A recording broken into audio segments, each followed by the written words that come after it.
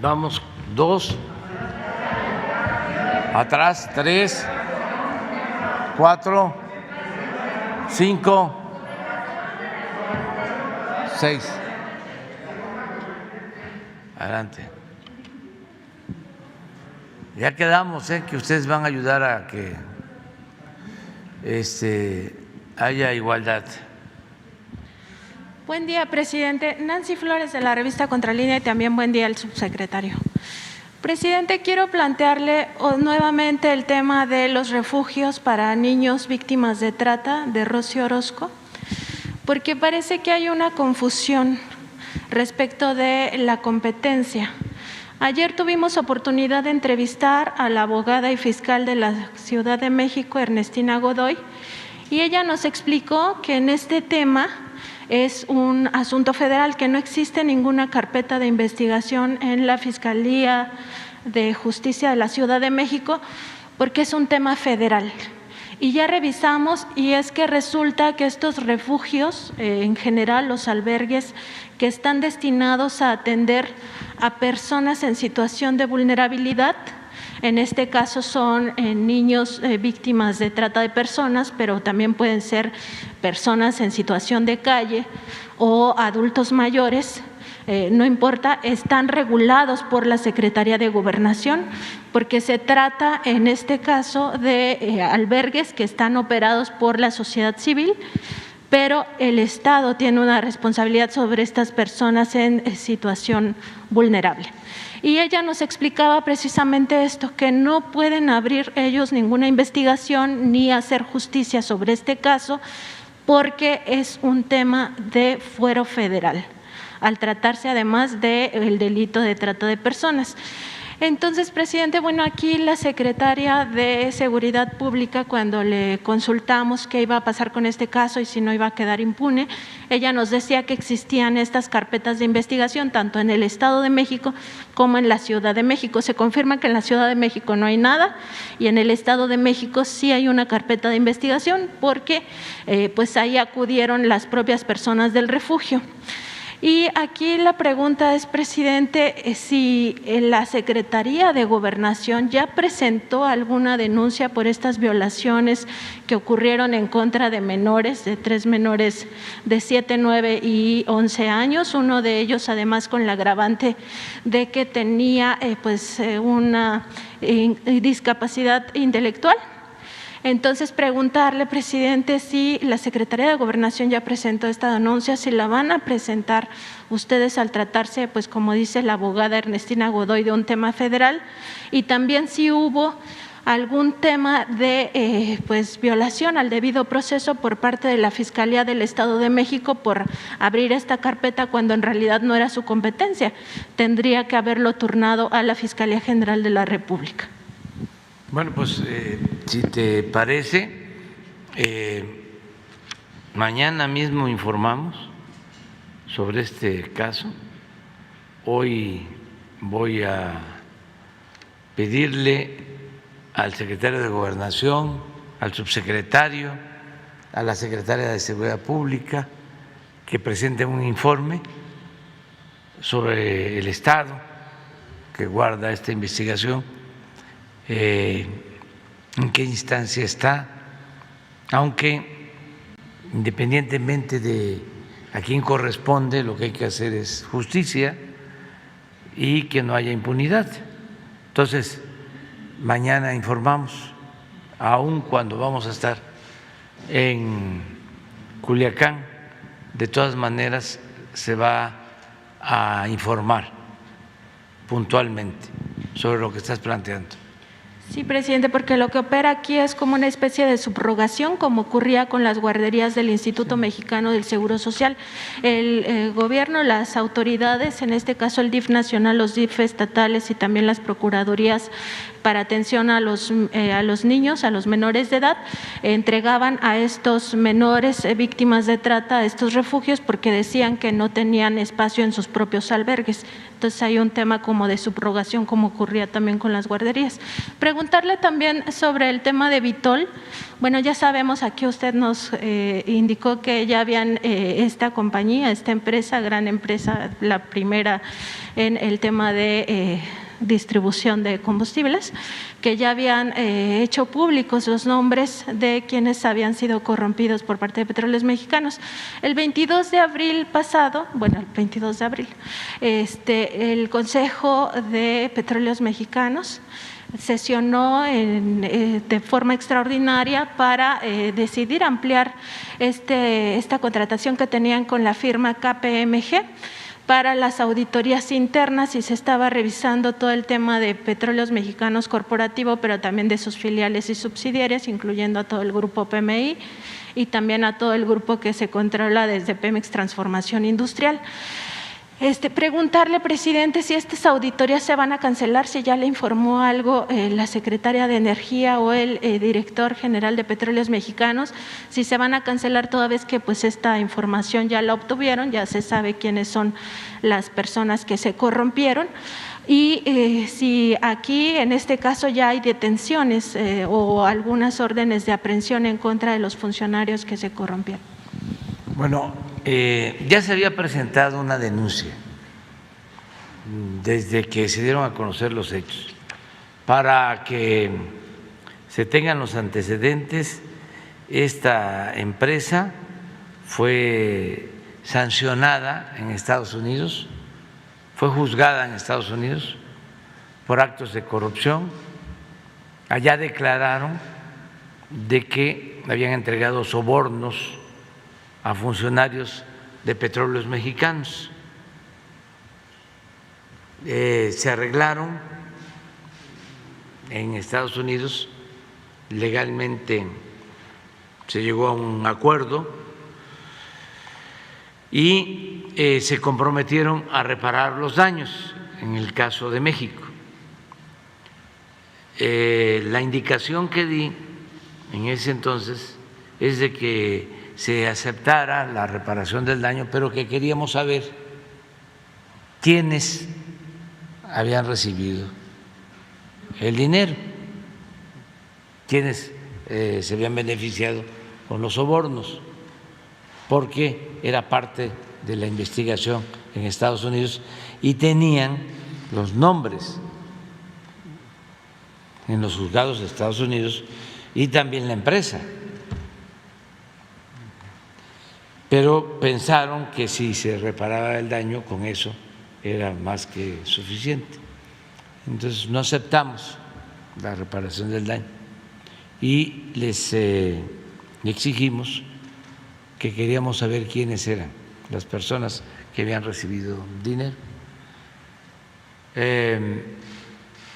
Se cancelaron también algunas operaciones, esa fue la instrucción que di, hasta que no se cumpliera con la petición que estábamos haciendo.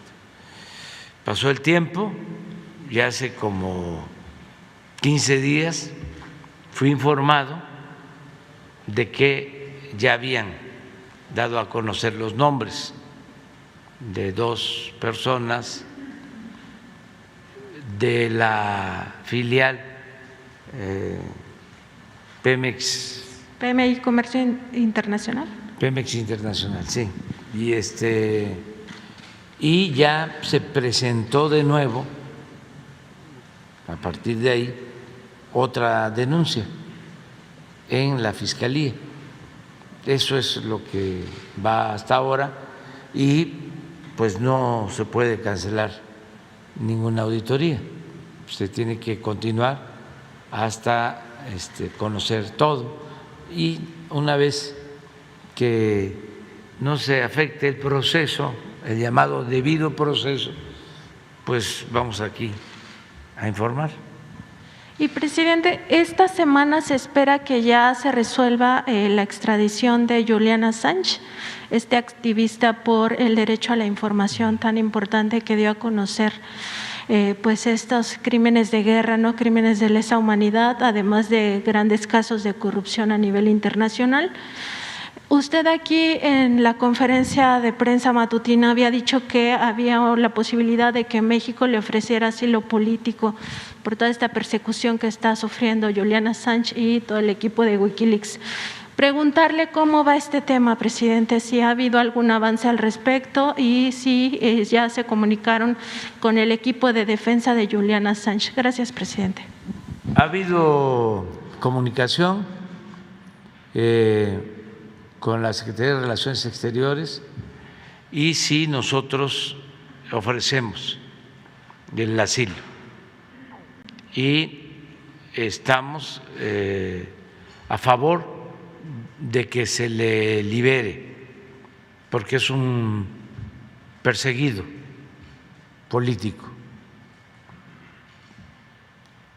Es un acto vergonzoso de que a una persona que da a conocer información valiosa, porque en esa información hay actos de corrupción, en esa información se dan a conocer delitos cometidos entre gobiernos, todo lo que la élite lleva a cabo en secreto,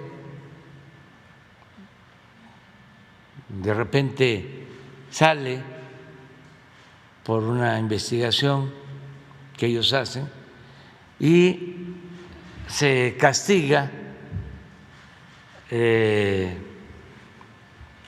al que presenta la información porque supuestamente está violando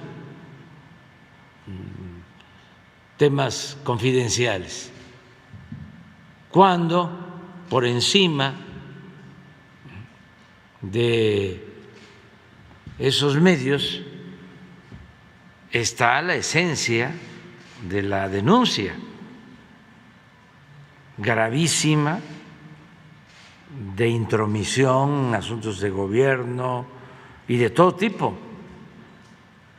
Nosotros padecimos de acoso cuando los fraudes electorales, y en esos cables aparece toda la información. Pero no solo es nuestro caso, es de todo lo que hacían, y no sabemos si lo siguen haciendo en el mundo. Entonces, se le condena al periodista, ya deberían de darle su libertad, y nosotros, si él lo desea, sus familiares, sus abogados, amigos, podría tener asilo en nuestro país. Esa es nuestra postura. Y sí hay relación, pero va a depender de ellos.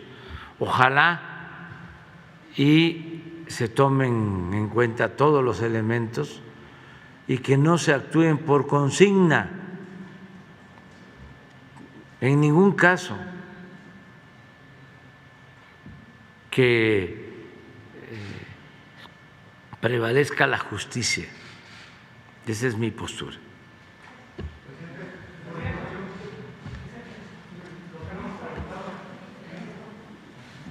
Presidente, dijo que los que no nos preguntaron. Tú, pues, sí, sí. Y la compañera de allá. Buenos días, señor presidente. Alberto Marroquín Espinosa, de JF Informa desde Cancún, frecuenciacat.com, y desde mi portal en Querétaro, esahoraam.com. Señor presidente, existe un departamento denominado Centro de Liquidación Regional, que le llaman CLC, que se dedica a evaluar el trabajo del personal que maneja los ingresos de cada caseta de cobro en Capufe. Yo sé que el lunes tocó este tema con Hans Salazar, yo ya le había hablado sobre este tema también hace 3 semanas, Pero obviamente en esta investigación que yo realicé, ya he entrevistado a más de 30 trabajadores.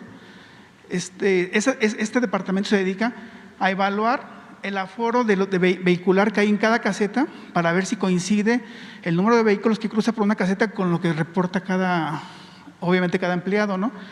Y como usted señalaba que la directora de Capufe le informó que no coincidían los ingresos o había un comparativo con años anteriores, que para mí de inicio comparar ingresos con la pandemia, pues no es un punto de comparación real, ¿no?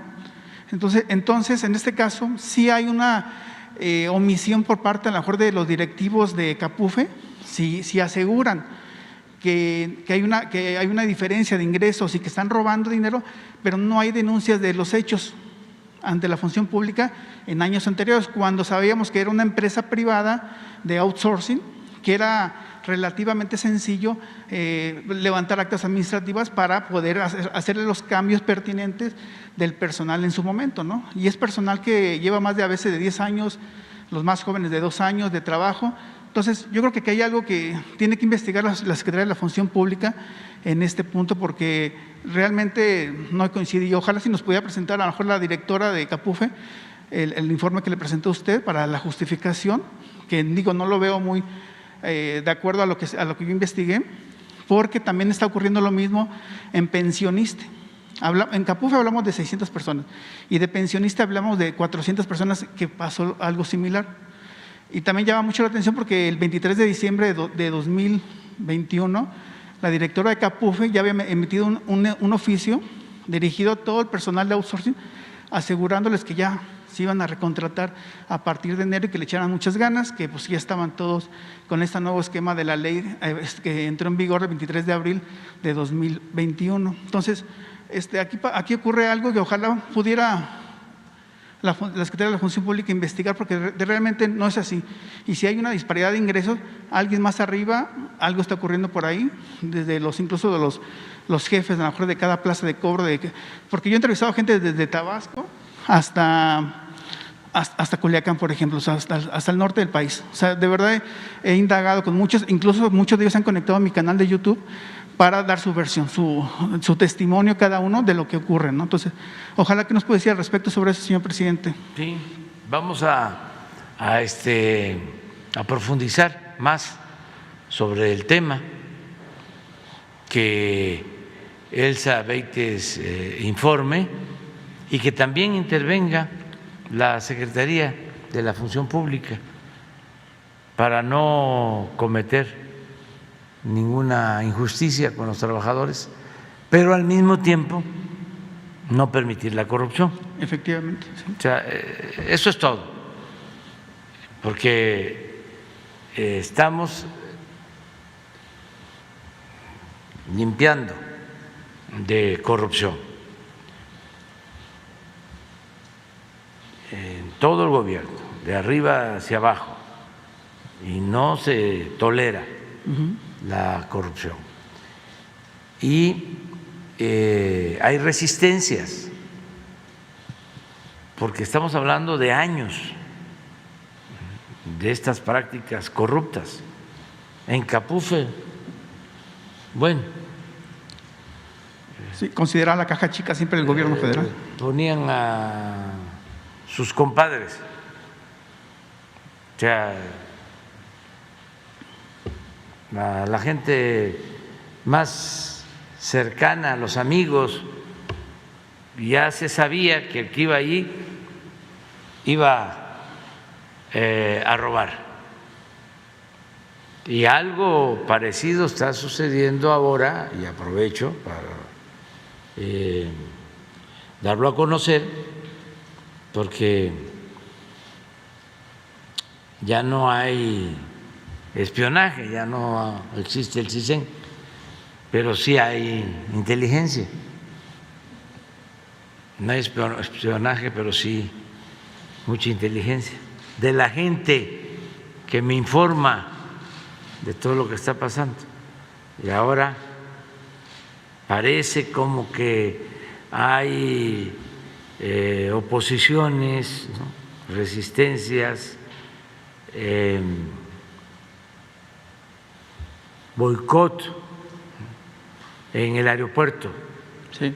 de la Ciudad de México y me están echando la culpa a mí de el tiempo que tardan los pasajeros por los cambios que se están llevando a cabo.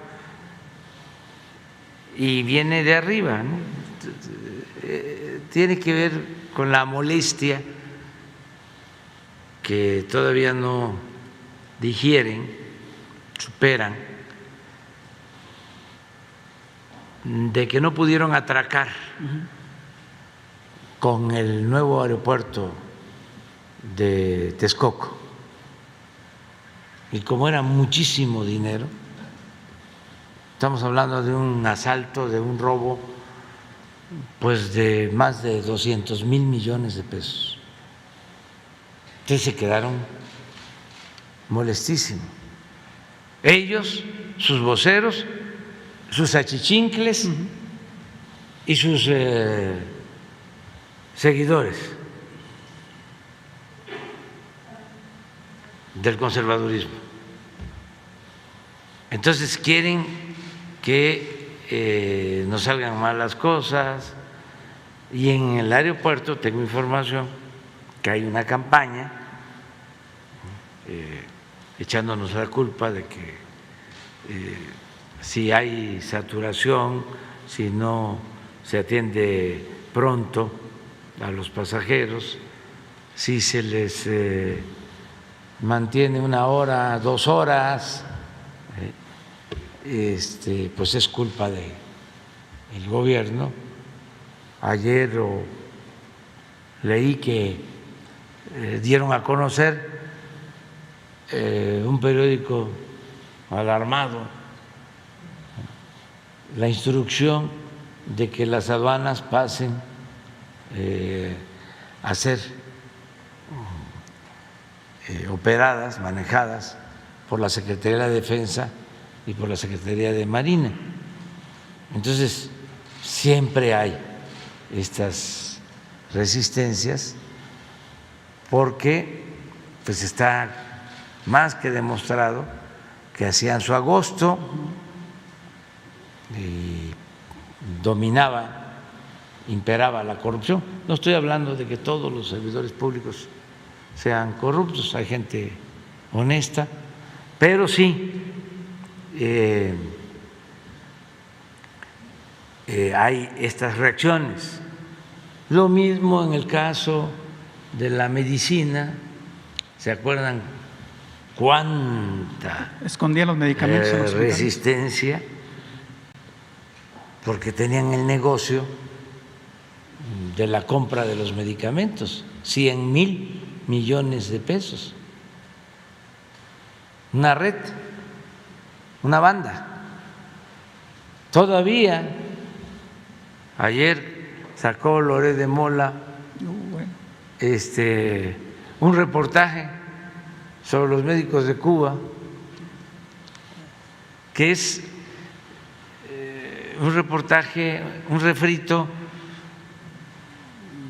yo creo que de hace 10 años, promovido por las organizaciones que están en contra del gobierno de Cuba, que hablan de que los médicos cubanos son esclavos porque tienen que pagar y que los amenazan. O sea, el mismo guión, y Loret, ahí está. ¿Y qué autoridad tiene Loret si él trabaja para una de estas farmacéuticas, una distribuidora que se beneficiaba con la corrupción que imperaba en el sector salud? Pero pues en algunos casos es porque ya no tienen privilegios. y estaban muy enraizadas esas prácticas. Yo siempre he dicho que nuestro movimiento, la transformación, iba a ser pacífica, sin violencia, pero radical, porque íbamos a arrancar de raíz. La palabra radical viene de raíz. El régimen de corrupción, de injusticias y de privilegios, y es lo que estamos haciendo. Entonces, como estaban muy arraigadas, enraizadas estas prácticas, pues siguen con sus molestias y siguen con sus campañas, pero no se trata de afectar a los trabajadores. Efectivamente. Y por lo general, la mayoría de la gente actúa con honestidad. Sí, son más de 600 se repite, trabajadores. pero yo sí lo tengo que estar recordando, que la mayor riqueza de nuestro pueblo o la mayor riqueza de México es la honestidad de nuestro pueblo. Pero hay una cúpula enajenada por el dinero, por lo material, muy echada a perder, minoritaria, pero con mucha influencia. Entonces vamos a buscar la forma de que se aclare todo esto, porque sí ha habido un aumento en los dos casos, en Capufe, más ingresos, ¿sí?, en todo lo que tiene que ver con las casetas. Cuando llegamos estaban tomadas las casetas.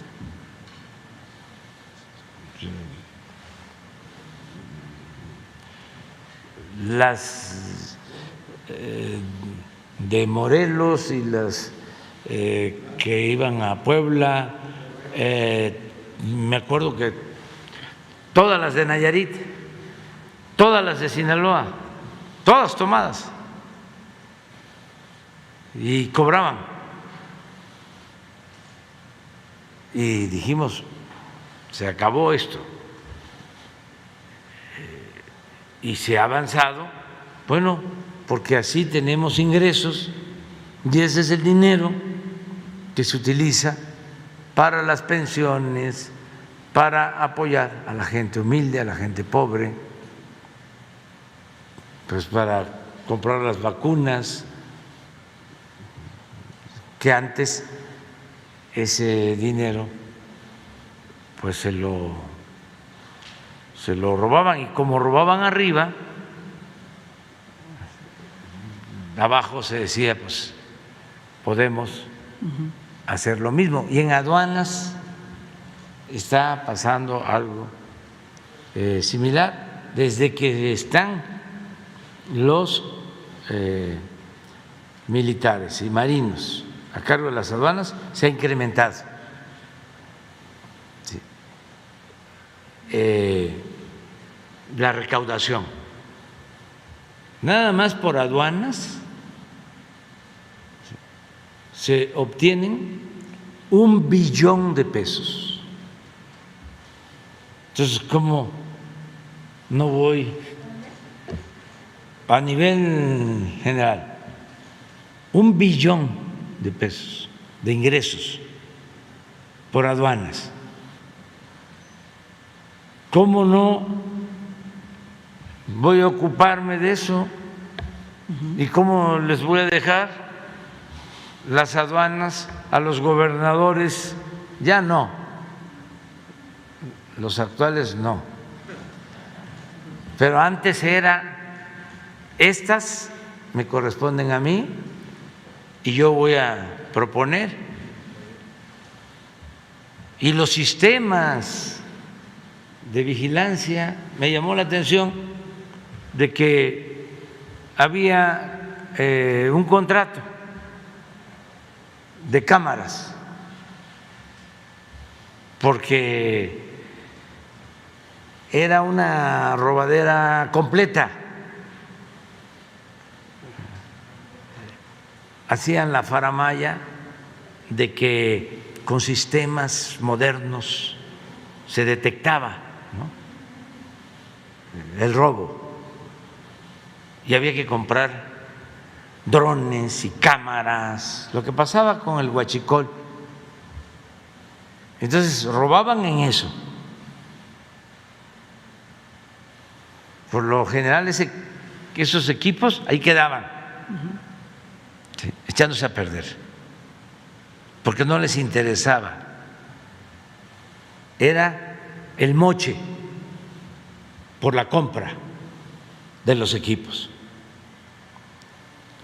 Pero además, si se instalaban los equipos, se subcontrataba o subrogaba el servicio a una empresa que era la que manejaba las cámaras,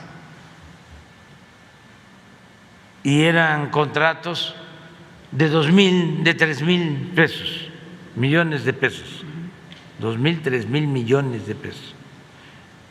Y se empiezan a revisar todos los contratos y se les empieza a decir, bájale 200 millones. Pues sí, no, pero es muy poco, bájale más, bájale 500. Sí, me refiero al si sale rojo, sale verde, ¿no?, los sistemas de vigilancia, hasta que de 2,000 a 300 millones. Lo que querían era tener control. ¿Por qué? Porque ahí se decidía cuándo se ponía en verde y pasaba todo. Entonces no les importaba cobrar por el servicio, si cobraban por lo otro, que ese era el negocio real. Entonces todo eso se ha ido limpiando. ¿Y cuál es el resultado? Pues que no hemos necesitado deuda y tenemos una buena recaudación. Todo eso nos ayuda. Entonces, la corrupción, pues hay que combatirla, porque eso es lo que nos permite, es una fuente de financiamiento para el desarrollo de nuestro país y para beneficio de la gente. Pero también no significa pues cometer injusticias. Claro. El que está trabajando bien, que es un buen servidor público, ese no debe de preocuparse por nada. Pero el que está buscando cómo hacer una tranza, pues ese sí, no lo queremos y hay que denunciarlo. Y no solo a los de abajo, porque también esa era la vieja práctica, ¿no?, de la simulación del engaño. Qué barbaridad, cuánta corrupción, echándole la culpa a los que antes se les conocía como mordelones, ¿no?, o los oficinistas, claro que habían esas prácticas, pero abajo eran mordidas, arriba tarascadas. Y ahí nos tenían entretenidos pensando que la corrupción tenía que ver con el agente de tránsito, claro que también con el agente de tránsito, o con el oficinista. Y arriba,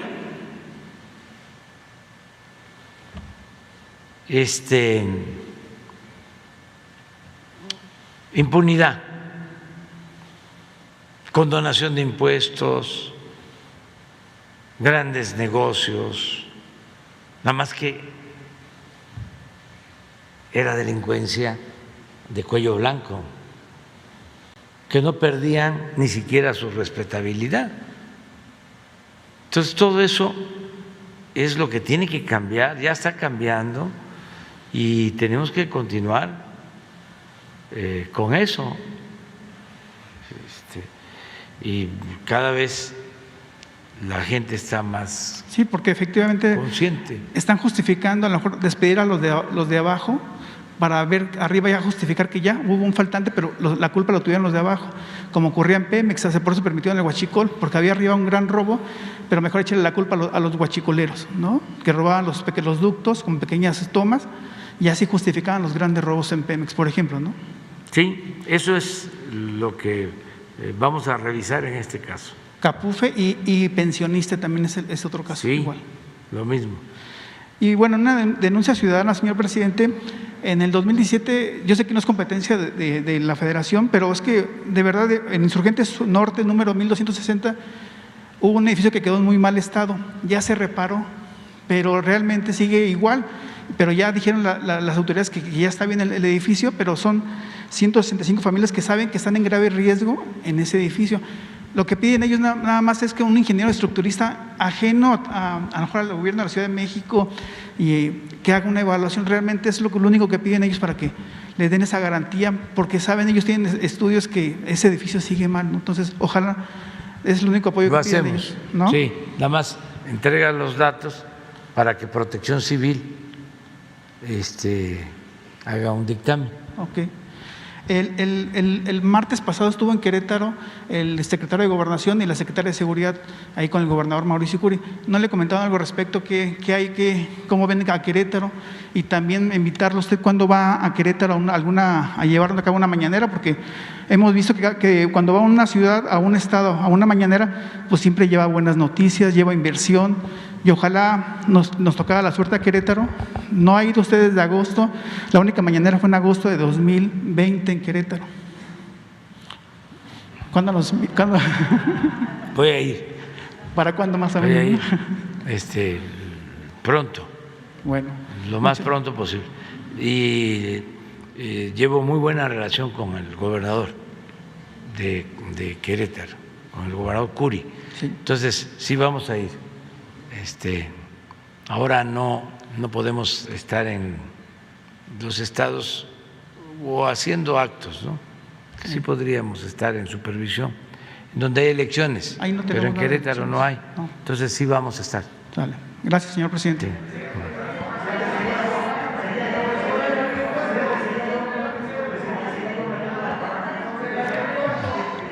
Bueno, tú vas después, pero a ver, va él, tú y luego… A ver, pues tú de una vez, espérense.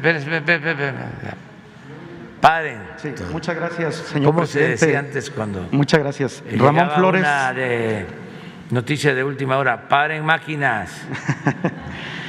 Muchas gracias, presidente. Ramón Flores del Centinela Informa and the Humanoid de Inglaterra. Presidente, una parte que hemos descubierto del golpe blando se llama el descontento social. Hemos hecho una investigación en el Centinela Informa en varios municipios que son parte del PRIANREDE, así los vamos a llamar. Estos personajes han estado haciendo un trabajo sigiloso, vendiendo terrenos federales, y le voy a traer aquí las pruebas, presidente, donde, por ejemplo, ellos venden terrenos y exhiben este recibo de dinero de papelería en 200,000 pesos y dice anticipo para la compra del terreno. Pero después a la víctima de fraude lo obligan a pagar el catastro o el predial.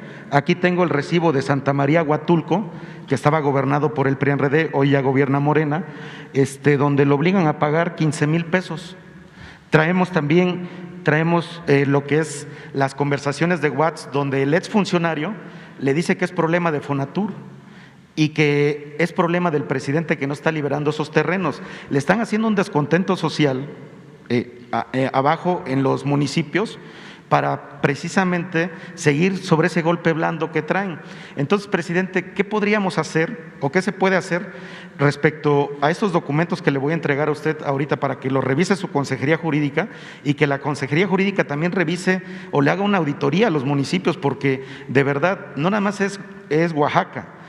Hemos descubierto casos en Veracruz, en Chiapas, en Tabasco, porque debido al desconocimiento o un poco, no quiero manejar la palabra ignorancia, pues aprovechan de estas personas que quieren comprar terrenos, pero están vendiendo terrenos federales, los municipales, con operadores políticos que tienen ahí. Yo tengo aquí hasta la credencial de lector de la persona que le vendió ese terreno y que dice que era culpa de Fonatur, que no quiere entregar el terreno y que es culpa de usted. ¿Qué nos puede comentar al respecto, si se puede hacer una investigación, presidente? Sí, ya estamos trabajando en eso. Hay muchos terrenos nacionales y de Fonatur, que son los más codiciados, porque están en las playas. En el caso de Huatulco son miles de hectáreas de propiedad federal y han estado invadiendo, y hay líderes, entre comillas, que se dedican a eso, ¿sí? Y cada vez hay más invasiones toleradas. Entonces ya estamos haciendo un inventario de todos los bienes federales, de todos los bienes de la nación, para protegerlos y frenar esas invasiones y esos fraudes. Y coincido contigo, promovidos en la mayoría de los casos por las mismas autoridades. Pero ya estamos en eso. ¿Nos entregas la información? Sí, aquí traigo toda la documentación, ahorita se la porque sí, es uno de los lugares en donde hay más invasiones, Huatulco, pero no solo es el único. Esto es lo que ha descompuesto bastante toda la Riviera Maya, también de esa forma, y otros sitios, otras zonas turísticas y distintos bienes. Entonces vamos a proteger. Hay un plan que ya estamos por implementar para proteger bienes de la nación, porque si no lo hacemos se lo van a robar todo. Algunos están esperando que yo me vaya, porque están haciendo el cálculo, creo que equivocado, de que va a regresar la pandilla de rufianes que gobernaba, y se van a equivocar, porque no va a ser así. porque el pueblo ya no quiere que siga el saqueo. Pero de todas maneras vamos a dejar protegido el país. Vamos a buscar la forma de que ya no sigan entregando concesiones para la minería. Ya protegimos litio, pero tenemos que crear todavía la institución encargada de ese propósito, la ley reglamentaria, todo lo de Fonatur, que se ha manejado como un botín y hasta ahora, porque nos ha llevado tiempo, porque fue mucho lo que duraron. Sí. Siempre lo repito, 36 años. Es una generación, 36 años el periodo neoliberal, que es sinónimo de robo, de saqueo. Entonces, se introdujo eso hasta la médula. Si nos salvó el pueblo, las culturas que vienen de lejos, las costumbres, las tradiciones, la honestidad de nuestro pueblo, porque el propósito era que la mancha negra invadiera todo, que se perdieran todos los valores y que predominara lo material, la ambición al dinero, el triunfar a toda costa, sin escrúpulos morales de ninguna índole. Por eso crearon lo de el mecanismo aspiracionista y cuánto tienes, cuánto vales. Y lo que he dicho aquí, ¿no? Los ejemplos, si tienes un carro último modelo, si te pueden voltear a ver, ¿no? Un Ferrari, ¡oh!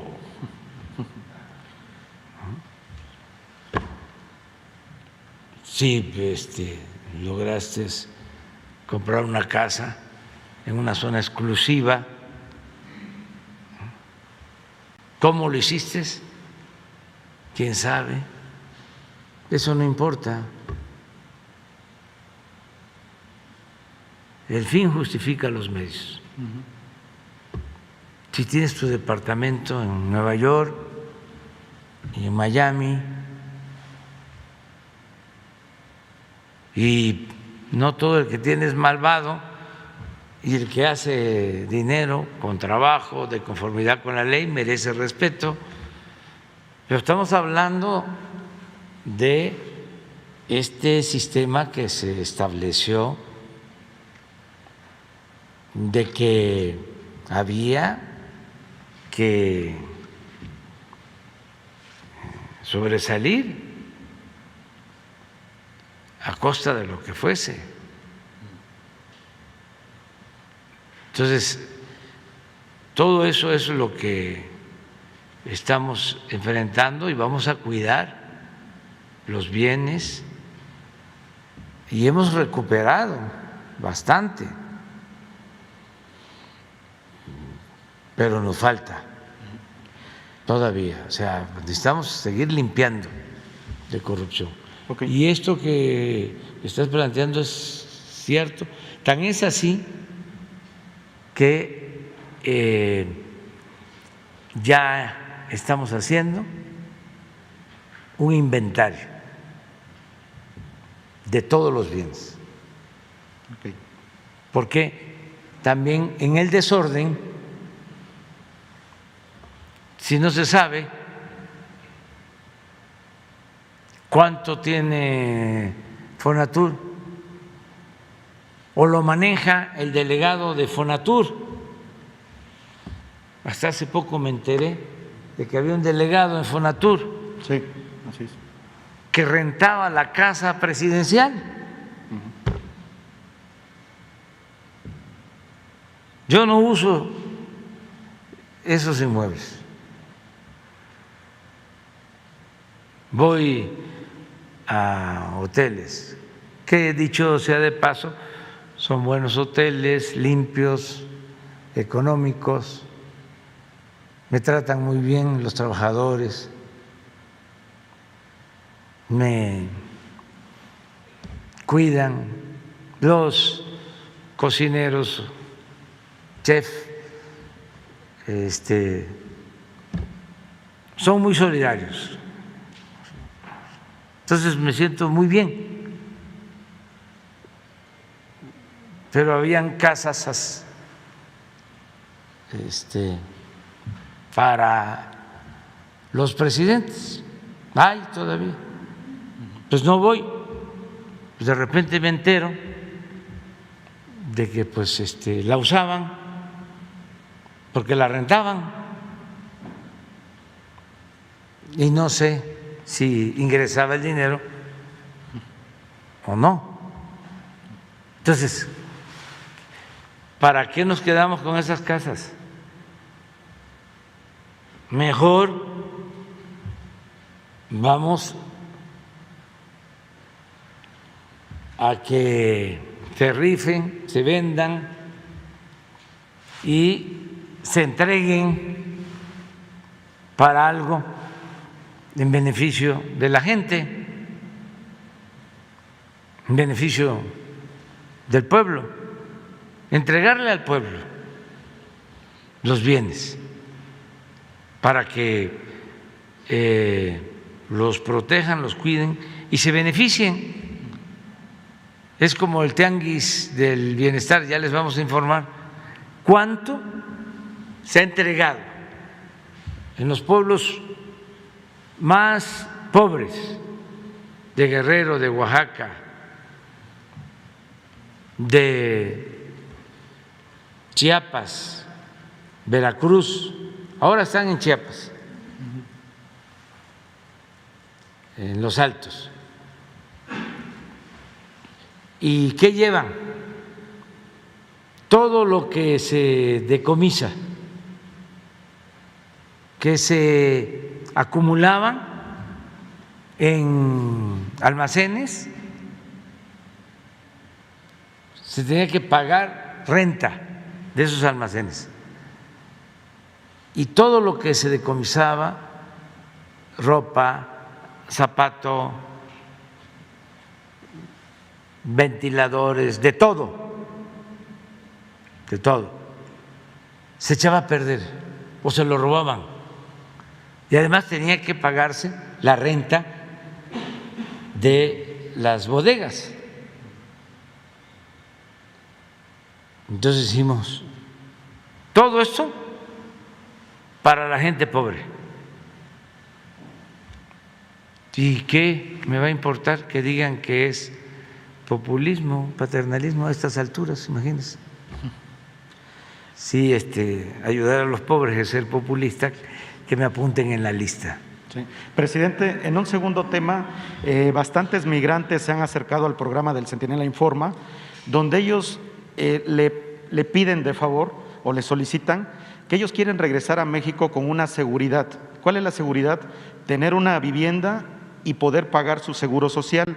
Ellos le están pidiendo que si usted puede crear un programa en conjunto entre el Infonavit y el IMSS, ¿se imagina cuánto dinero ingresaría por ejemplo, si un migrante empieza a pagar su seguro social aquí en México, o si, por ejemplo, ellos así lo dijeron, si el presidente nos puede dejar adquirir una vivienda en México, que por ejemplo nos pidieran $100 semanales, sin problema lo pueden pagar, como ellos lo dicen, su casa.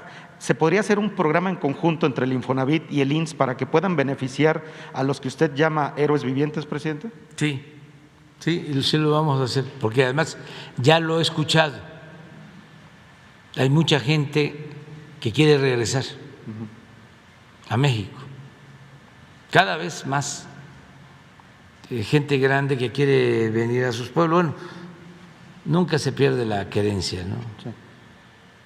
Hay un corrido de los Tigres del Norte que habla de eso, del papá grande que quiere regresar y ya los hijos ya no quieren. Creo que se llama La Jaula de Oro. Así se llama, ¿no? Sí, sí. A ver si la buscan y la escuchamos. Pero hay muchos papás o gente grande que quiere venir y necesita información, ¿sí? De qué facilidades hay, de qué podrían hacer con su regreso. Estamos buscando la forma también de hacer una financiera para el bienestar, porque existe el Banco del Bienestar, pero el Banco del Bienestar, que está creciendo cada vez más, va a tener cerca de 3,000 sucursales, hasta en los pueblos más apartados, para que la gente pueda cobrar lo que por justicia les corresponde, de pensiones y becas. Y se ha estado avanzando, pero el Banco del Bienestar queremos que se dedique en una primera etapa, que se consolide como un banco para la dispersión de recursos. Es decir, que el adulto mayor cobre ahí, que el que tiene la beca cobre ahí, que el campesino que recibe el apoyo del programa Producción para el Bienestar o Sembrando Vida cobre ahí. Y ya estamos dispersando cerca de 450,000 millones de pesos y va a ir creciendo. Yo considero que ese banco va a llegar a dispersar antes de que terminemos cerca de 700,000 millones de pesos. Entonces, podría ese banco también hacerse cargo de ahorros, hacerse cargo de las remesas, dar los créditos, pero no, eso lo dejamos para otras etapas. Lo que nos importa es consolidar el sistema de dispersión de recursos. No saben lo que cuesta poner las sucursales, no solo es dinero, las sucursales las está construyendo el Ejército, los ingenieros militares, 5 millones de pesos la construcción, y llevan como 1,400 terminadas. Vamos avanzando muy bien. Lo que cuesta es que se necesita la comunicación de Internet y no hay. Entonces, estamos resolviéndolo para que los cajeros de estas sucursales puedan funcionar con seguridad. Entonces, el banco va a ser para eso. Y la financiera va a tener de bienestar otros propósitos. y va a ser Telecom, que dejaron ahí como testimonio, como testigo de lo que era antes, ¿no? Pero muy en el abandono, y tiene alrededor de 1,700 sucursales. Entonces, en Telecom pues vas a seguir con los giros y los telegramas, porque todavía. Pero ya Telecom ya está recibiendo también remesas y lo vamos a fortalecer para que pueda recibir remesas. Y Telecom va también, que ya no se va a llamar así, va a ser Financiera para el Bienestar, va a recibir ahorros y al mismo tiempo va a entregar créditos. Va a ser la única institución pública para entregar los créditos a la palabra y las tandas para el bienestar.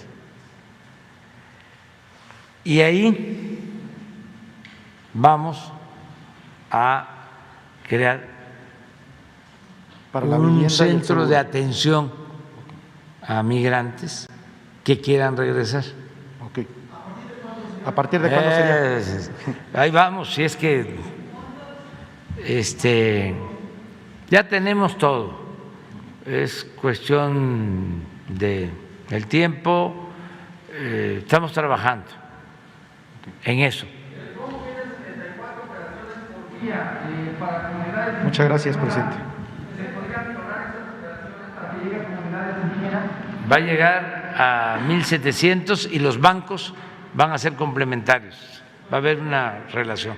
Pero bueno, ya la ponemos, vamos a poner para nuestros paisanos,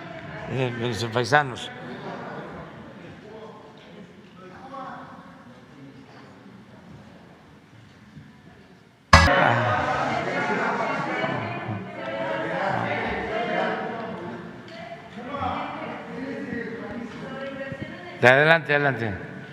Hola, muy buenos días, señor presidente. Soy Pepe Ramírez del canal El Charro en Vivo, un canal de medios digitales. Señor presidente, hace unas semanas en esta conferencia de prensa se presentó lo que es la reforma electoral que busca, como ya todos lo sabemos, fortalecer la democracia, no permitir más fraudes electorales, así como abaratar el costo de la misma, ya que tenemos un aparato electoral obeso que nos cuesta millones de pesos a las y los mexicanos cada año. Esta iniciativa ha generado un gran debate tanto en la ciudadanía como en la clase política de nuestro país. En este caso, la última, los partidos políticos ya fijaron su postura. Tal es el caso del Partido Acción Nacional, del PRI y del PRD, que ya rechazaron esta propuesta, argumentando que es un retroceso a la democracia. En días posteriores, el PRI y el PAN presentaron individualmente su propuesta, una propuesta de contrarreforma que se compone de varios puntos. Sin embargo, presidente, parece que no conocen la historia de nuestro país, y es que el PRI propone regresar la figura del vicepresidente, una propuesta que es innecesaria. Además, proponen la anulación de las elecciones si hay indicios de participación de la delincuencia organizada, porque ellos tienen la narrativa de que presuntamente Morena es financiado por la delincuencia, y esto lo han hecho su bandera. Y así como estas son la mayoría de sus propuestas que dejan entrever su gran preocupación por seguir cuidando sus privilegios, recibiendo recursos públicos, además de que buscan se establezca un poder donde las cúpulas de los partidos políticos sean los que decidan e inclinen la balanza de acuerdo a sus intereses. Por ejemplo, la propuesta del PAN que busca regular la declinación de las candidaturas, o por ejemplo, la propuesta de ambos partidos de aplicar la segunda vuelta en las elecciones presidenciales y así cerrarle el paso a cualquier candidato que les resulte incómodo. Es decir, presidente, ellos quieren acomodar las reglas de tal manera que lo que no pueden realizar, no pueden ganar en las urnas lo hagan a través de diferentes estrategias sin importarles la voz de las y los mexicanos, relegándola a un segundo plano. En esta situación, presidente, la pregunta sería, ¿qué opina usted de estas propuestas que presentan los partidos de oposición? Y, presidente, de no aprobarse su iniciativa que usted presenta, ¿qué acciones emprendería su gobierno para fortalecer la democracia? Y es que al final todo se resume en el tema electoral para la transformación de nuestro país, y en este caso pues es importante el tema electoral y que se escuche la voz de las y los mexicanos. Bueno, vamos a esperar a que pasen las elecciones y vamos a hablar más sobre el tema, porque sí es necesario que se abra el debate, que se trate el asunto. Antes iban a reformar la Constitución y el pueblo no se enteraba, solo arriba, porque como tenían el control absoluto de los medios de información, la gente no se percataba o manipulaban. ¿Se acuerdan cuando querían privatizar el petróleo en el tiempo de Calderón, que habían unos mensajes en radio, en televisión, de que los mexicanos teníamos un tesoro? ¿Se acuerdan de eso? De repente habría hasta que rescatar esos mensajes,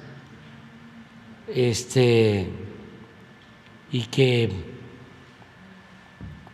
se podía sacar ese tesoro, ¿no?, si se privatizaba. No lo narraban de esa manera, pero pues ese era el mensaje. Al final ni siquiera les importaba sacar el petróleo de aguas profundas, porque supuestamente el tesoro estaba en aguas profundas. El mensaje, el engaño era ese.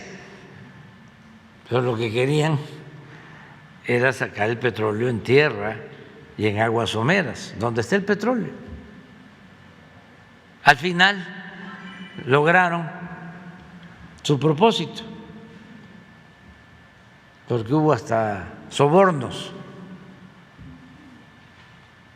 compraron votos para la llamada reforma energética. Por eso está en la cárcel el anterior director de Pemex, entre otras cosas. Bueno, y entregaron 110 concesiones para sacar el tesoro. Y de las 110 concesiones entregadas en las zonas donde hay petróleo, que no son en su mayoría en aguas profundas, sino en someras y en tierra. Pues los 110 concesiones, solo 3 tienen producción, y cuando mucho están extrayendo 30,000 barriles, y engañaron de que a estas alturas iban a estar extrayendo con esos convenios, con esas concesiones, 2-3 millones de barriles diarios. Esto que les estoy planteando, esténos considerando de las reformas. Entonces se acostumbraron pues a engañar, y en ese entonces yo recuerdo que hacíamos encuestas y la gente estaba a favor o estaba dividido.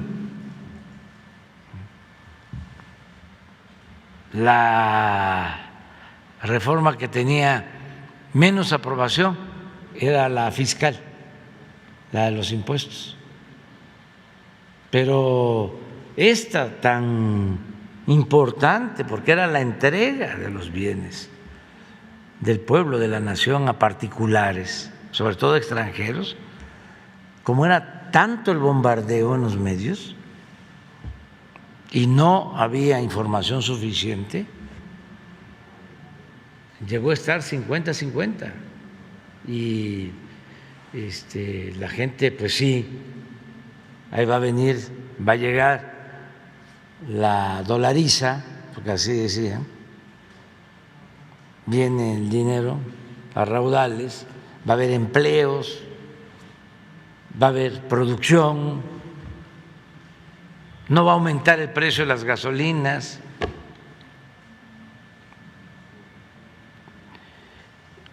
En ese paquete estaba la reforma fiscal, la reforma educativa. ¿Sí? Entonces, no había debate, que eso es una cosa interesante. Ahora se procura el debate.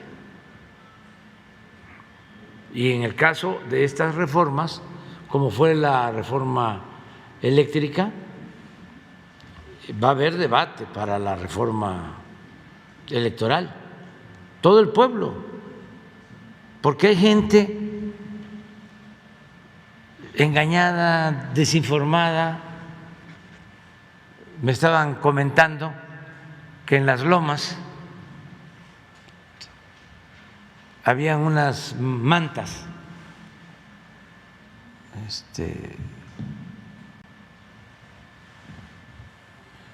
unos carteles colocados en algunas casas que dicen: en este hogar defendemos al INE, algo así. ¿Y de qué lo defiendes? O sea, si el INE no va a desaparecer, o sea, a lo mejor cambia de nombre, pero pues tiene que haber un órgano autónomo encargado de organizar las elecciones. Nada más que ese órgano autónomo encargado de las elecciones tiene que ser manejado por mujeres y por hombres honestos, íntegros, porque no existe eso. No ha existido. Los avances que hemos logrado en materia democrática se deben al pueblo, no a esos funcionarios, no a los institutos, no a los aparatos. Entonces, lo que queremos es poner en correspondencia la vocación, la voluntad democrática del pueblo con instituciones honestas, rectas, que verdaderamente actúen con imparcialidad. El otro día estaba yo leyendo un mensaje en redes sociales, alguien que decía: por 26,000 pesos o 30,000 pesos no comprobados, le quitaron 2 candidaturas a un partido. 2 por 20 o 30,000 pesos. Ahí les dejo de tarea que busquen el mensaje. Dice, y se sabe de un dirigente recientemente que recibió de un empresario no sé cuántos millones, yo no sé, son ustedes, a ustedes son a los que van a sancionar. Y el INE no dice nada Nada. Ni el tribunal. Y es posible que ya alguien haya presentado una denuncia. Y si no ha presentado una denuncia, son cuestiones que se deben de seguir de oficio.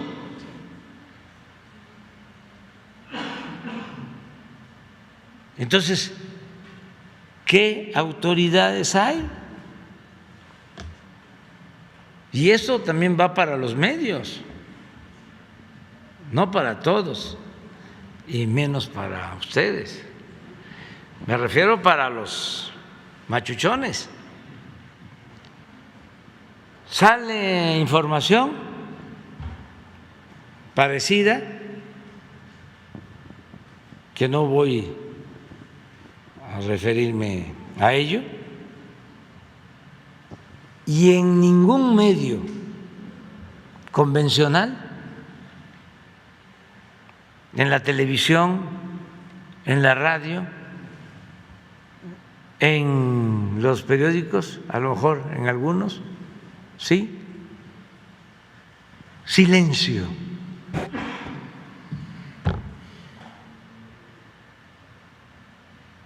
¿Dónde está el profesionalismo, la objetividad, la independencia?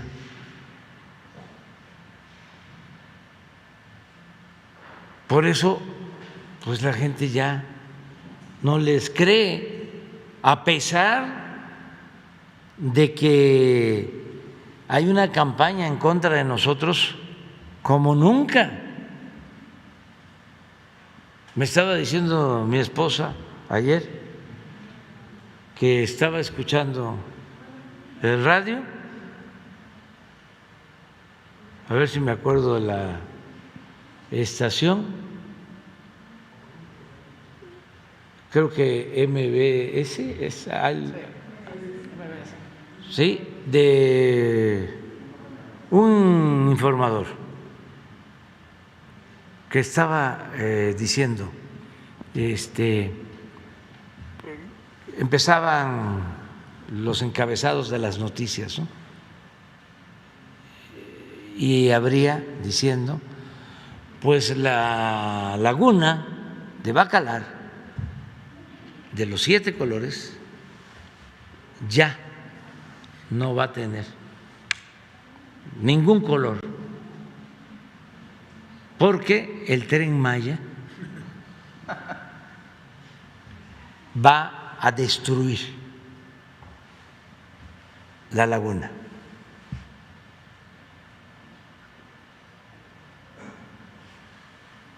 Así de ese nivel de exageración, pero como la nota principal, y creo que hasta me dijo que le cambié, le digo que le cambió y que las noticias estaban así, de ese tipo. Entonces le hice una recomendación respetuosa, ¿no? Porque cada quien es libre. Le digo, pues, música clásica. Cuando vayas en el carro, pon música clásica. Presidente. Y te evitas, ¿no? Enojos o malos momentos. Pero eso aquí, y les invito a que hagan el ejercicio, que vean los conductores. Ya sé. Lo otro que escuchó a Joaquín, que aquí hablé de el carajo, y él habló de cuántas veces he mencionado la palabra carajo, y sí explicó qué es el carajo en la Marina. mandar al carajo a alguien, ¿no? Pero sí creo que fue ayer, sobre los dos temas estos. Presidente. Entonces hay que debatir cuando pasen las elecciones, al debate,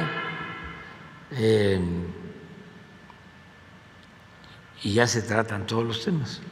Presidente, mi segunda pregunta de hecho va acorde a lo que acaba de comentar, y es que el martes, en una conferencia de prensa, los dirigentes de los partidos PRI, PAN y PRD dieron a conocer que presentaron una serie de quejas ante el Instituto Nacional Electoral en contra del canciller Marcelo Ebrard, la jefa de gobierno Claudia Sheinbaum y el secretario de Gobernación Adán Augusto por participar en actos de campaña apoyando a los candidatos de Morena, alegando de que se vulnera el principio de imparcialidad y equidad en la contienda, violando el artículo 134 de la Constitución. Asimismo, lo acusan de actos anticipados de campaña. Ellos alegan que se han estado utilizando recursos públicos para beneficiar a los candidatos de Morena, y aquí pues contrasta con lo que acaba de comentar. En este caso, estos audios que se filtran y además lo que está pasando en un estado como Tamaulipas, donde el gobernador de esta entidad pues está a todas luces metiendo mano, pero esta situación, presidente, ha generado un gran debate en las redes sociales, y es que muchos ven estas quejas que se presentan y que también los mismos partidos dicen, le exhortan a la Fiscalía para que investigue todo esto que se está viviendo en las elecciones, lo ven como una estrategia para cerrarle la puerta a estos tres funcionarios que tienen altas posibilidades de participar en la elección del 2024. Y la ciudadanía tiene el temor de lo que, como usted lo acaba de comentar hace unos momentos, pues que el Instituto Nacional Electoral actúe parecido a lo que se vivió en el 2021 en Michoacán y Guerrero. Esto ha generado una gran preocupación, y en este caso, presidente, pues yo le preguntaría qué opina sobre estas denuncias que presentan estos dirigentes, y si usted también concuerda que se trata de una estrategia, o en este caso, pues, ¿qué es lo que sucede con ellos? Es cuanto, presidente. Pues no quiero opinar mucho sobre el tema. Pienso que estamos en vísperas de 6 elecciones, no deja de haber nerviosismo, y los partidos pues están en lo suyo y van a haber denuncias. Lo que hay que buscar, y eso es lo que a mí me importa más, es que la gente participe y que las elecciones transcurran de manera pacífica, que se respete el voto, que no haya fraude electoral, que las elecciones sean limpias y libres. Eso es lo más importante de todo. Y que sean los ciudadanos, y tenerle mucha confianza al pueblo. Siempre lo he dicho, el pueblo no es tonto. Tonto es el que piensa que el pueblo es tonto. La gente sabe muy bien, y decía un maestro, a lo mejor el pueblo no tiene del todo claro lo que quiere, pero tiene perfectamente claro lo que no quiere.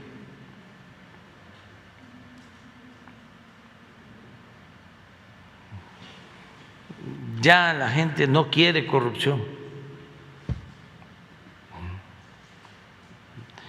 no quiere cacicazgos, no quiere impunidad, no quiere injusticias.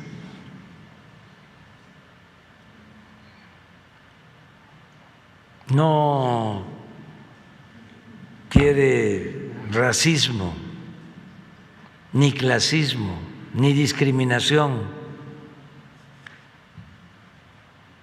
no quiere prepotencia, no quiere políticos fantoches, nada de eso quiere ya el pueblo.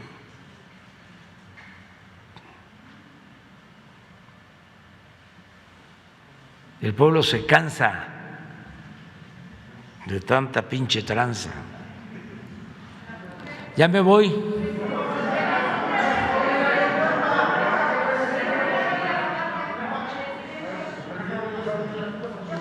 A ver, la compañera, que es la compañera.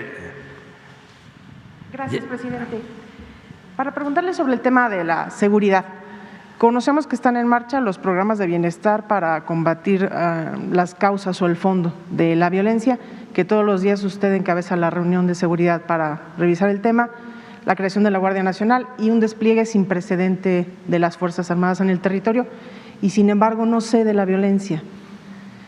Puede haber un debate sobre la interpretación de las cifras y el compartido de las cifras, pero los delitos de alto impacto están presentes todos los días en la sociedad. ¿Qué está fallando, presidente? ¿Qué se puede ajustar de la estrategia? Yo pienso que vamos avanzando,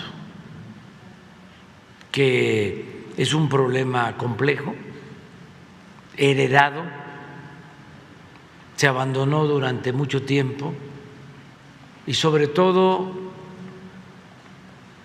no se atendió el fondo, el origen de la inseguridad y de la violencia. Pero ya estamos a más de la mitad del sexenio. ¿Mande? Pero ya estamos a más de la mitad del sexenio. Sí, pero lo que no se hizo se arraigó y ahora estamos padeciendo de los polvos de aquellos lodos.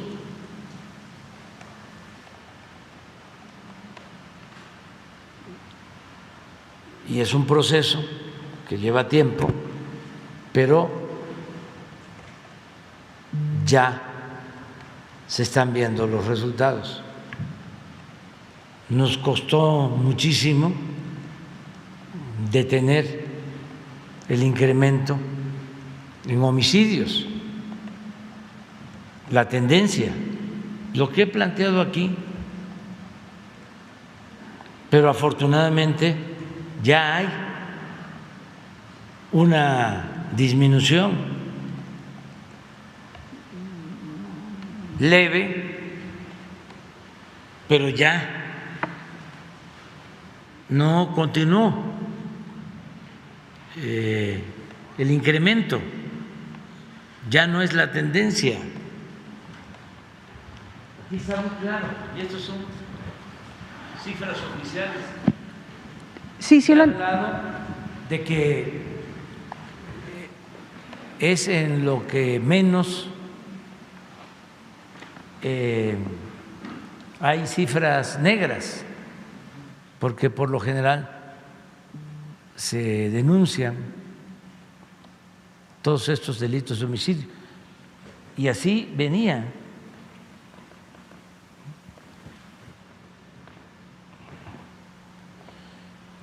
Esto es el 15, pero estamos hablando, a ver si Carlos te manda una lámina donde vienen los incrementos por año de los últimos tiempos, cómo se incrementaba año con año, 10, 15, 20%.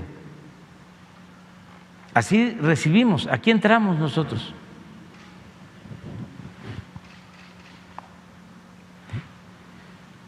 Y miren, ya no siguió así. Se van a molestar mucho mis adversarios, los conservadores, pero como a veces no me tienen ninguna consideración, aunque los respeto mucho, se van a enojar si digo que era muy probable que si ellos hubiesen ganado, si hubiese continuado la misma política, esto estaría acá.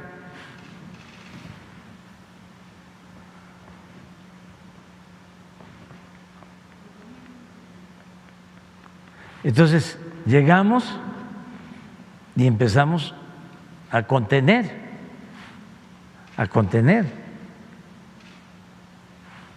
Y aquí iniciamos los programas de bienestar con una filosofía nueva, porque para los conservadores no hay más que la mano dura, las medidas coercitivas, cárceles, leyes más severas y hasta cuestiones extremas de exterminio. Entonces nosotros no creemos en eso. Consideramos que lo fundamental es ir a las causas, que no se puede enfrentar el mal con el mal. Lo que fracasó, que no habían masacres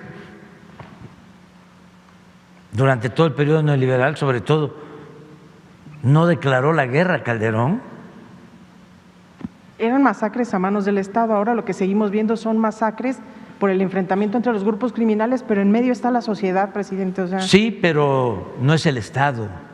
Pero no importa, sigue muriendo gente inocente. Sí, y tratamos de evitarlas, pero hay una gran diferencia, no es el Estado. Pues imagínense que Calderón tenía a García Luna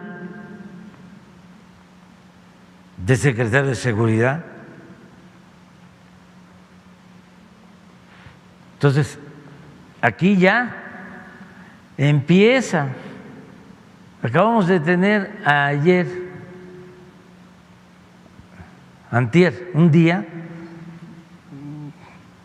de los más duros, difíciles, con 118 homicidios. Afortunadamente, hoy ya fueron el informe 65, 67. 65. Pero esos picos de violencia, ¿a qué obedecen? Hay una falta de capacidad institucional. Pero esos picos de violencia, ¿a qué obedecen? Hay una falta de capacidad institucional. Obedecen. Yo lo explico, lo tengo clarísimo.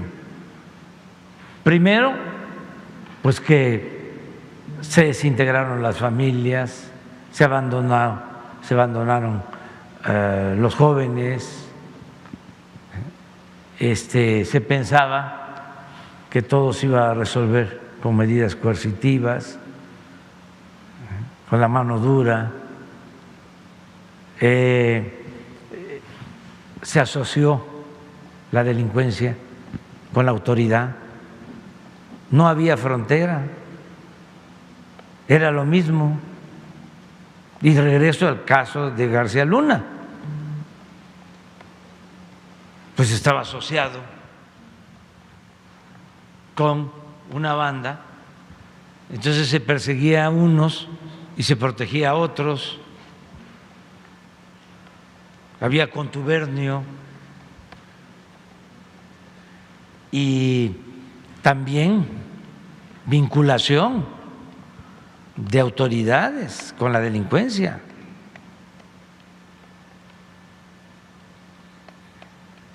A mí me llama mucho la atención lo de Guanajuato, para hablar en plata. ¿Por qué tanto tiempo el procurador de Guanajuato? Si es de los estados con más homicidios. Y le he pedido respetuosamente al gobernador que haga una evaluación sobre el funcionamiento de la Fiscalía Estatal,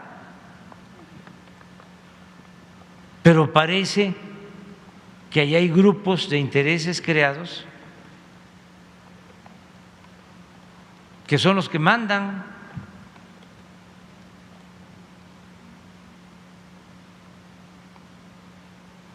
Porque, ¿por qué no pones lo de homicidios?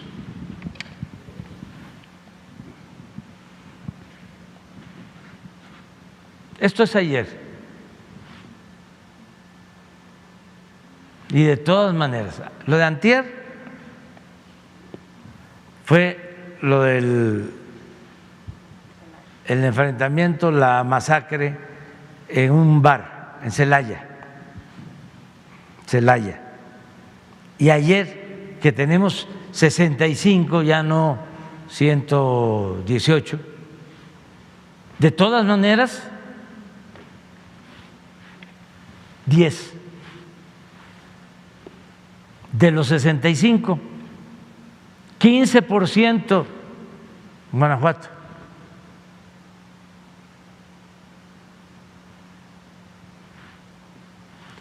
Entonces, pero vamos a seguir con el tema, porque es muy interesante. ¿Puedes poner el de porcentajes?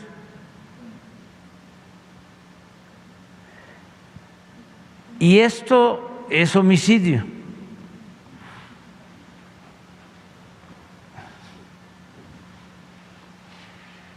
Miren los porcentajes de incremento.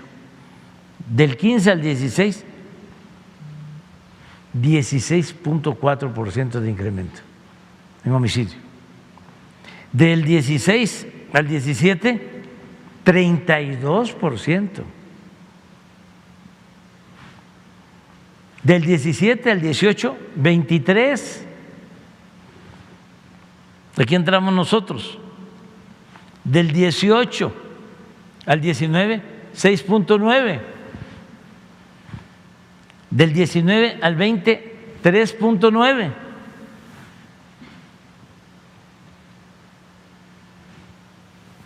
Del 20 al 21, menos 3.9%. Lo que llevamos del 22, menos 12%. Aquí está 46, 53, 71, 88, 94, estos son diarios, 97, 94, 82. Y entramos con 88.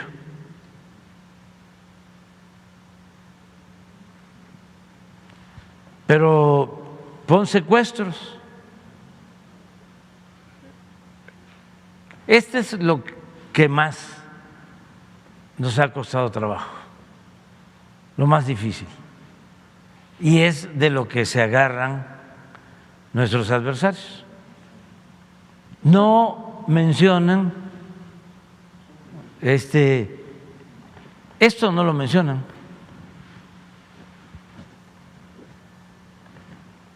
Pero vámonos a responsabilidades, aunque eso es un asunto secundario, porque a la gente no le importa si es del fuero común o es del fuero federal, ¿sí? Pero vamos estrictamente a lo que es del fuero federal. Ahorita vamos a ir. Esto es secuestros. Eso no se había visto.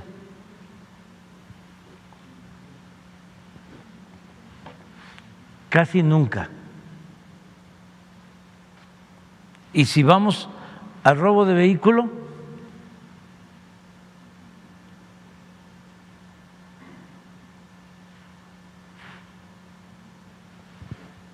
¿cuándo?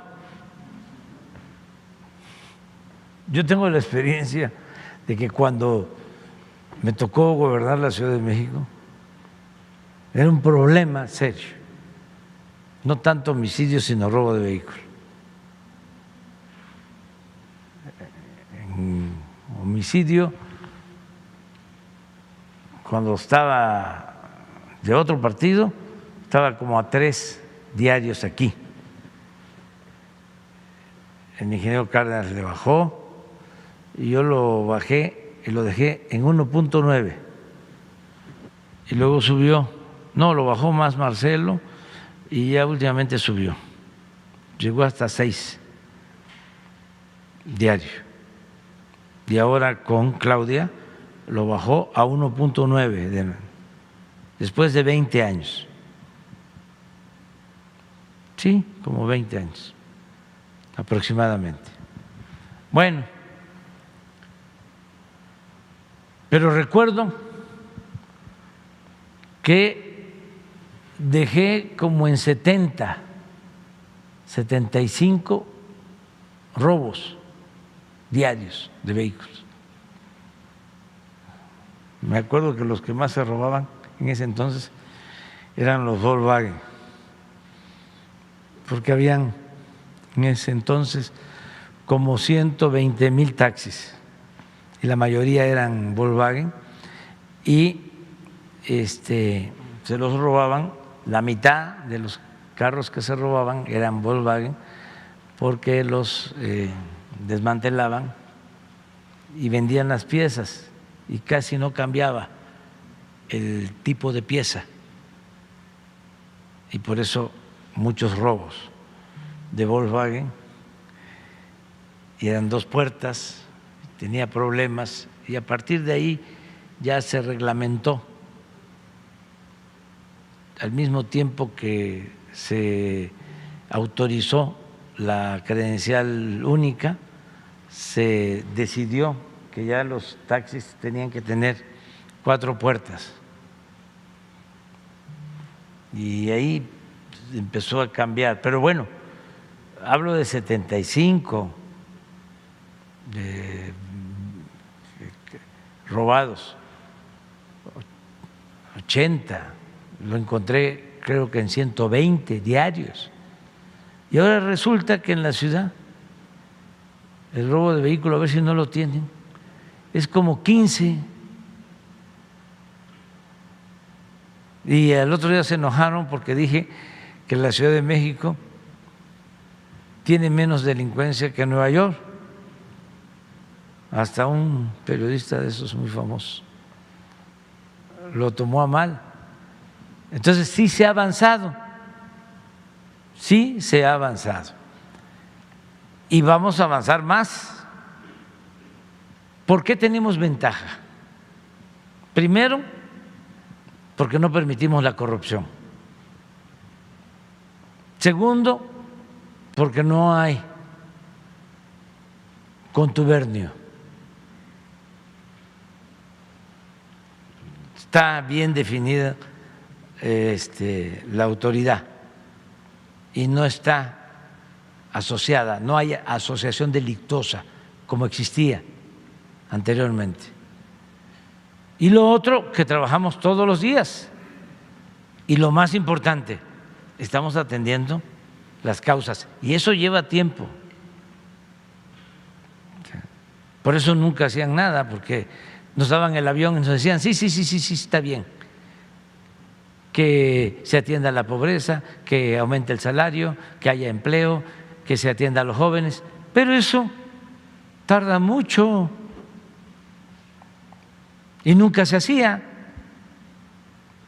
Nosotros desde que iniciamos estamos en eso y sí lleva tiempo, pero ya hay resultados. Esto es en la ciudad.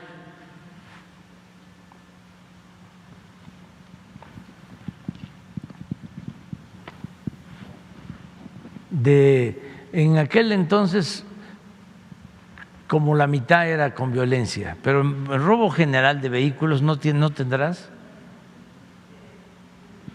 Lo tienes separado. A ver, pero aquí es 4.8. A ver, sin violencia. 11.9. Estamos hablando de 16 vehículos. Pero, presidente… Y esto, tampoco hay en esto cifra negra, porque en los robos de vehículo lo que sucede es de que, no sé ahora, pero antes como el 60% estaba asegurado y los carros que no están asegurados, cuando los roban, de todas maneras el dueño va a presentar la denuncia para que no usen el carro y se cometan delitos y los culpen a ellos. Entonces tampoco hay cifra negra. Entonces, a ver, vamos lo del fuero federal. Pero, presidente, ¿usted se ha planteado en algún momento hacer un alto en el camino y tal vez revisar o replantear la estrategia? No, no. Este es fuero federal.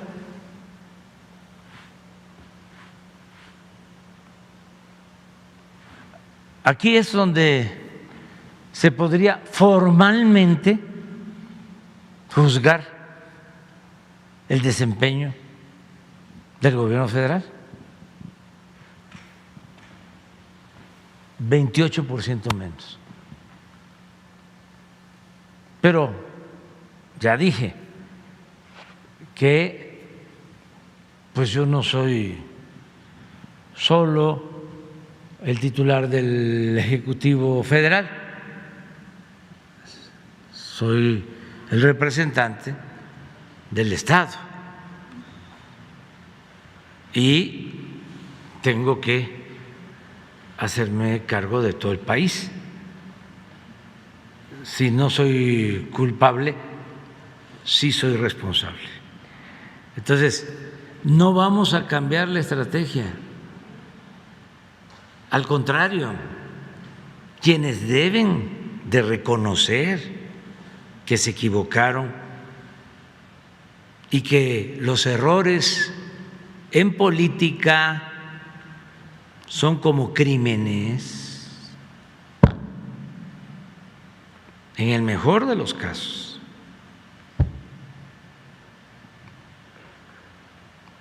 Son nuestros adversarios.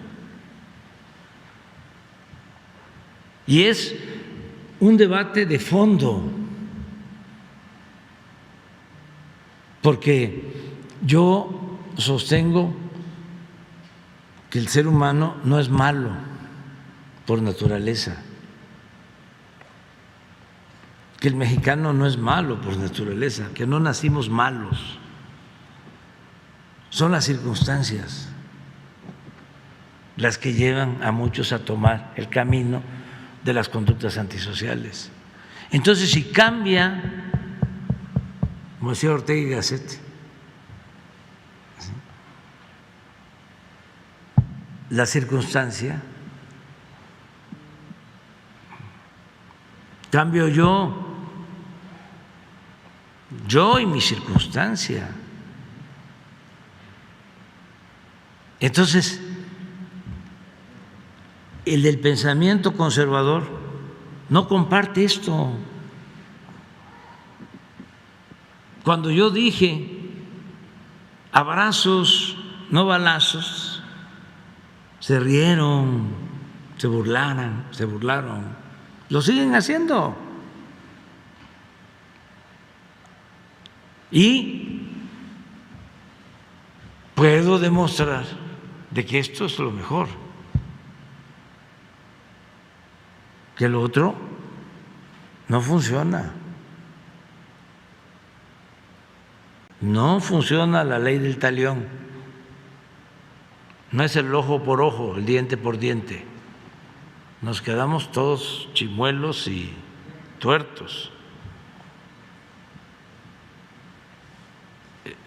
La paz es fruto de la justicia. Y algo que ayuda muchísimo es el mantener valores, principios.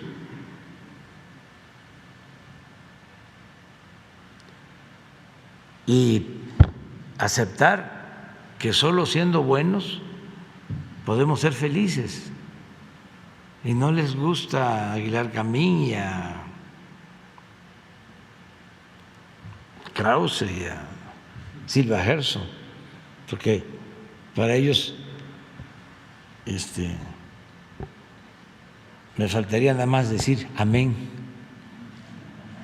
Gracias, presidente. Pero tenemos que cambiar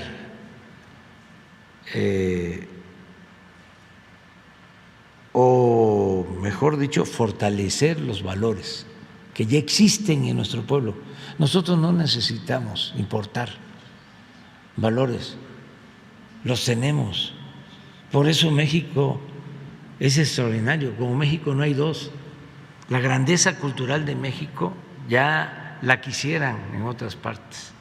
Acerca de, ya me voy, pero quiero que quede constancia de que mañana es probable, no lo aseguro,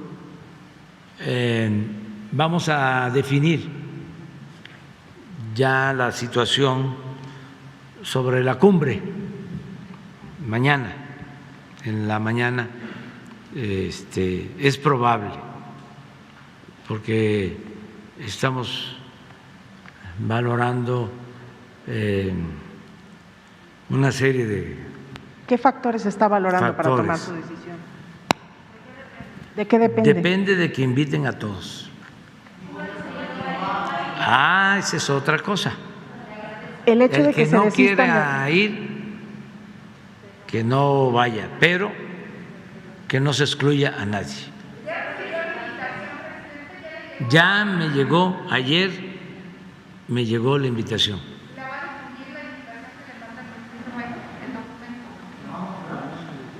Pues si no hay problema, yo creo que sí. O sea, creo que sí. Puede ser que mañana. Me llegó ayer la invitación. Está fechada como que está mal el correo, pues, porque está fechada de hace 5 días, pero me llegó ayer. Ya voy a averiguar por qué tan tarde. ¿México se ha sentido presionado, presidente? Bueno, nos vemos entonces. Nada más, ayer el presidente de Cuba mencionaba que algunos países han sufrido presiones de Estados Unidos a raíz de este exhorto a que se invite a todas las naciones. ¿México ya vamos ha sido a hablar presionado? de eso. Lo único que puedo adelantarles es que tenemos muy buena relación con el gobierno de Estados Unidos, con el presidente Biden, y tenemos muy buena relación con el gobierno de Cuba, y considero que el presidente Miguel Díaz-Canel es un hombre íntegro, una persona con principios, una gente honesta. Eso es lo único que puedo decir.